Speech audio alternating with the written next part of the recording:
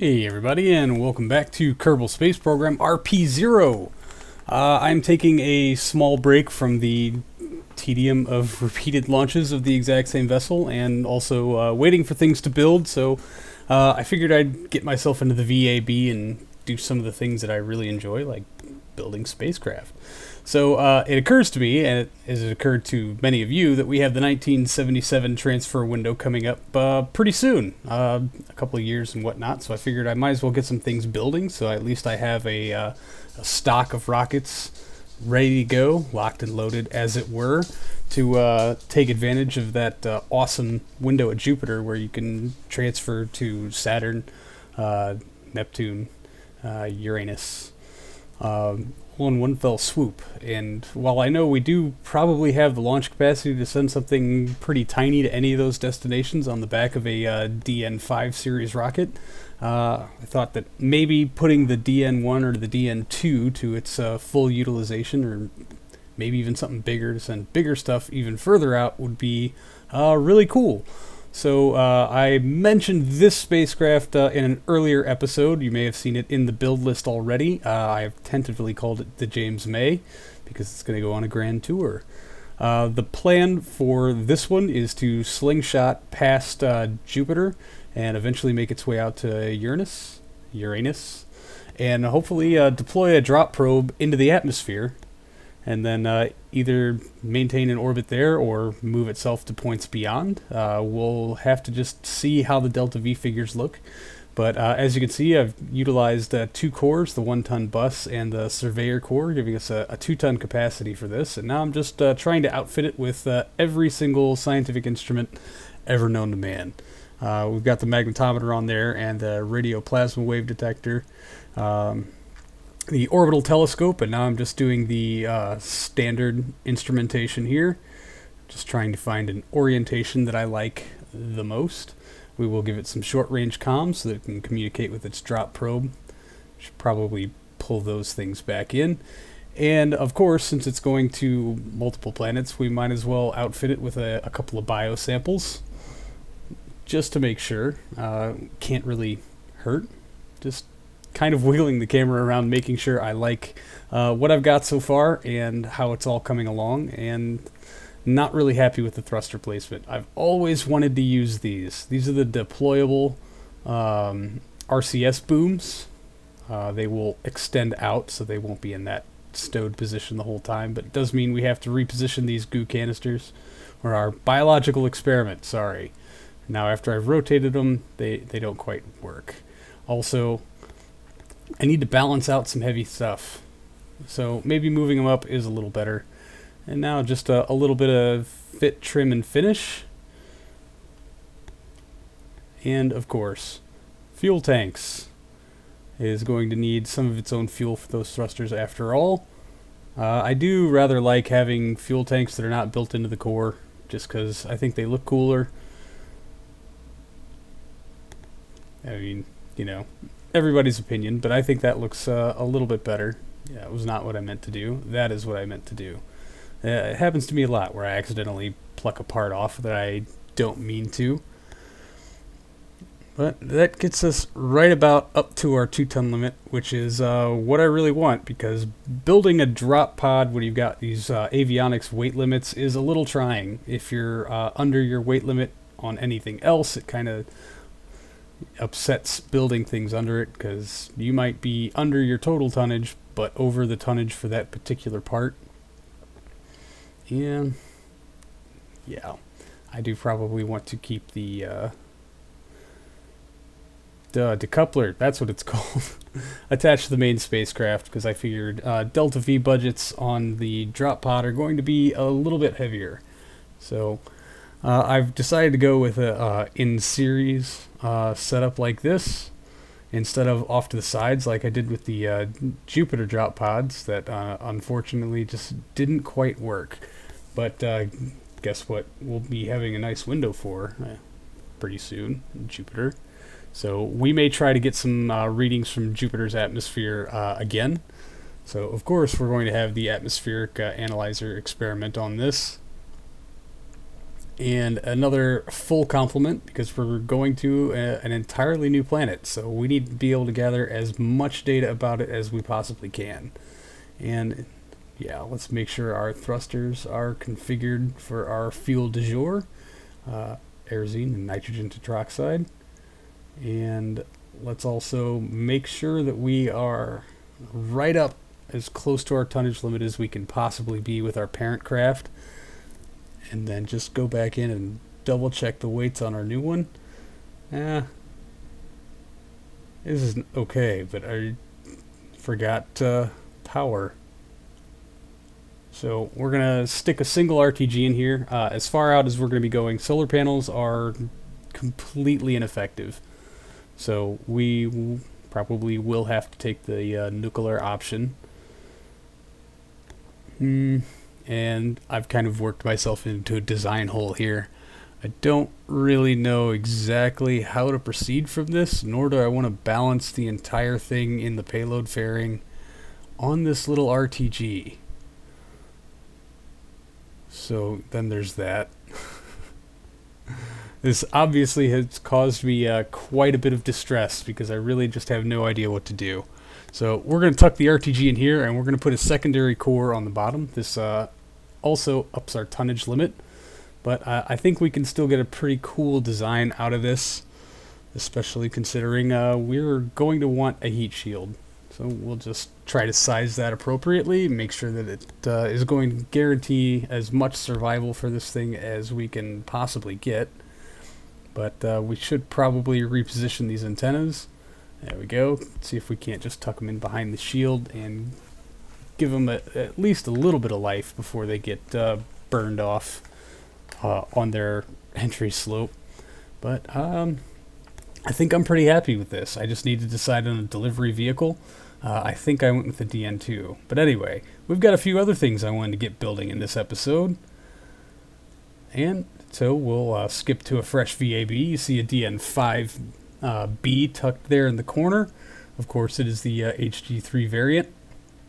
And this is going to be the much longer Build-a-Sode. I figured since we are now in a state we are certainly greenlit for a crew to go to Mars, I should probably start figuring out some solution for landing said crew onto Mars and bringing them safely back to the station, which is the very first step in bringing them safely back to Earth.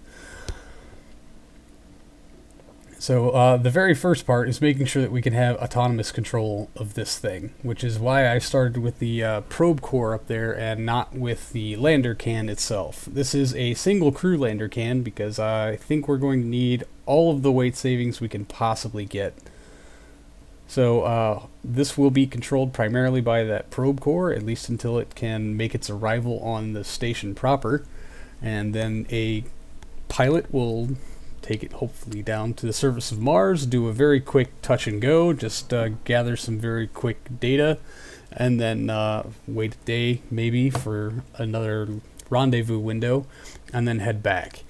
Plans for a more permanent presence on Mars, I guess is the word I'm looking for, will really depend a lot on whether or not we can get a success here on this mission. If we can't do a touch and go, we've got no business landing really heavy things.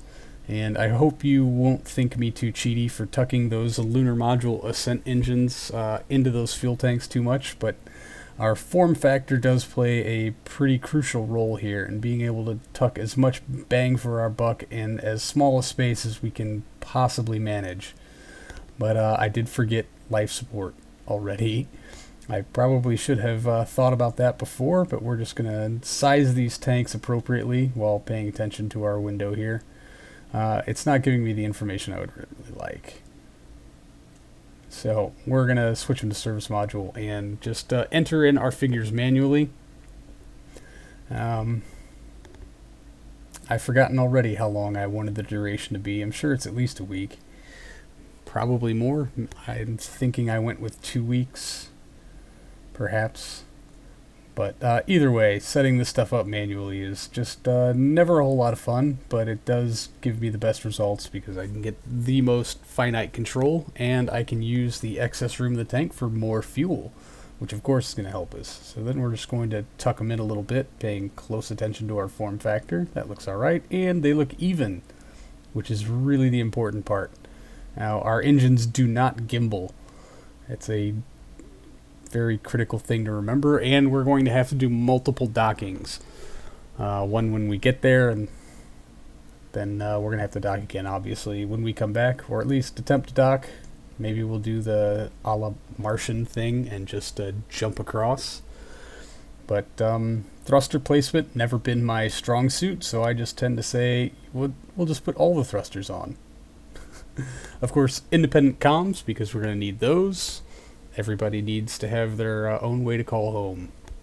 Well, I'm fairly happy with this ascent stage, and I'm fairly happy with the delta V numbers we're getting out of it. I'm actually shocked we're getting such a high number out of such a small area. I'm not going to complain, but that makes a fairly decent ascent stage. So now we just have to build out the descent stage. We're probably going to go over our tonnage, so having an Agena core down here opens up another 16 tons for us. And now it's just a matter of making it work with the rather awkward profile of our ascent stage. So we're going to go with 4 satellite tanks out here, just get them sized somewhat appropriately. And we'll add some fit and finish tanks down here to the bottom. That looks good. And then 4 more lunar ascent engines. They've got a pretty good thrust to weight ratio. Their ISP is about what I expect for an engine that burns this chemistry. And they have 11 ignitions, which is super, super useful, considering how I intend to use these engines. Now, from previous delves onto Mars, we've kind of figured out that we don't exactly need a heat shield to get down once we're in orbit, but being able to turn off and restart the engines is definitely going to be pretty critical.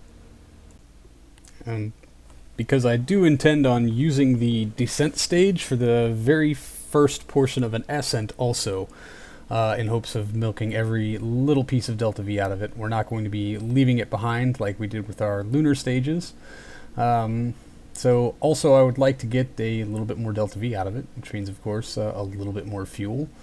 I mean, be hard pressed to do this without landing legs. You can really tell when I'm venturing into unknown territory here in RSS RP-0, because I kind of fall back on my original Kerbal space program kind of roots. If this lander design doesn't just scream to you stock KSP, at least in some manner, then I don't know what to tell you, because this is definitely very familiar, something that I probably built to land on the moon many years ago when I first started playing stock Kerbal space program. Alright, well, we've got a little bit of room down here that I had intended on using for scientific instrumentation. That was definitely not what I intended to do. So part of that being this exo-Kerbal drill, which now that we have an atmosphere will be pretty useful, I hope. And this impact hammer thing that I've never used before that looks like I'm going to have to make space for, because that's a lot bigger than I thought it was going to be. It does look like it can be scaled down, but I know tweak scale tends to kind of screw with things. But it uses these 2 little drop discs in conjunction with the hammer to measure a seismic something. I'm not entirely sure how it works. We're going to have to move one as we move this film canister thing out of the way to get it clear of the engine exhaust from the ascent stage, which we might have to fire all 6 of these engines at once to lift off from the surface appropriately. Yeah, alright, we'll get a seismic experiment on there also. And not quite happy with the placement of a lot of these things, but I think that hammer is going to work better over here. Yeah, it kind of seems to be at a premium for real estate on this thing, and I have to try to keep in mind also that a Kerbal needs to be able to get close to all of these to collect the science from them. A lot of these things are stuff where you can't really radio at home to get full credit, so having them accessible via that ladder we put, and speaking of ladders, we will give them a means of ingrace, exgrace from the capsule itself. It'd be absolutely terrible if I forgot the ladder. Alright, and since we've got a little wiggle room to work with, I will cap off these tanks. I don't really want to fully fillet the cylinders to make them round. It would kind of throw off the placement of things and definitely change their capacity. Alright, and now we'll get our paint scheme going. It's very cautionary. Orange and gray. It's a great warning. Yeah, I think I'm alright with that. Okay, now that takes care of all our engine-y parts, and I think we've got a relatively good estimation on our delta V. Obviously, that core stage up top will stay with the station, but we still do need parachutes to help bring this thing safely down. So we're going to just engineer this kind of intermediate stage in between the two, and outfit it with a lot of parachutes. And it occurs to me while I'm recording this here in post that I did not in fact flip that decoupler upside down to make it detach with the parachute section, but that doesn't matter because it's on a docking clamp, so we can just undock the node and it'll fall off that way. So we may have to do that, I don't know, on ascent maybe, in hopes of shaking it loose, but I don't think the delta V punishment for having that still stuck to the top of the spacecraft is going to matter a whole hell of a lot. Alright, well, while configuring our parachutes and getting them configured appropriately, it's still giving me warnings about mass. So I'm just going to go ahead and configure a set of emergency suits here on the side, just in case everything else breaks and fails, which would be absolutely tragic. But again, I don't think that the delta V punishments for having 2 extra chutes there is going to hurt us too terribly. At least, man, I hope. I really kind of regret not doing a uncrewed lander and return mission before getting to this one. So, a couple of struts, because it makes me feel better, even though they look pretty dang awkward. Alright, and now we just need to engineer out the tug.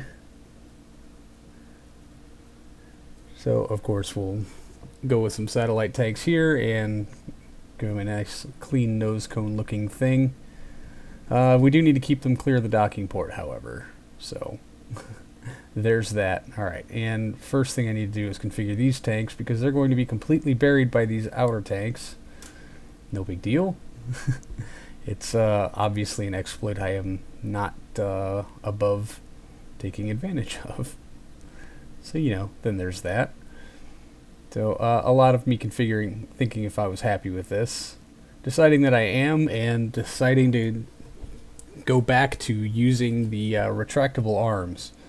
You can see, like, getting those things on there and centered is just horrible.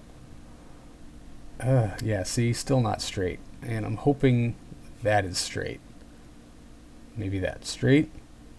The world may never know. Alright. AJ-10s, let's get them in the appropriate action group.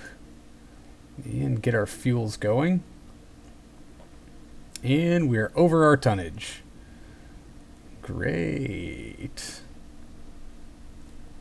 Yeah, I mean, not bad, but we're going to have to get rid of some things. So we're going to ditch one of the center cores in exchange for another computer core.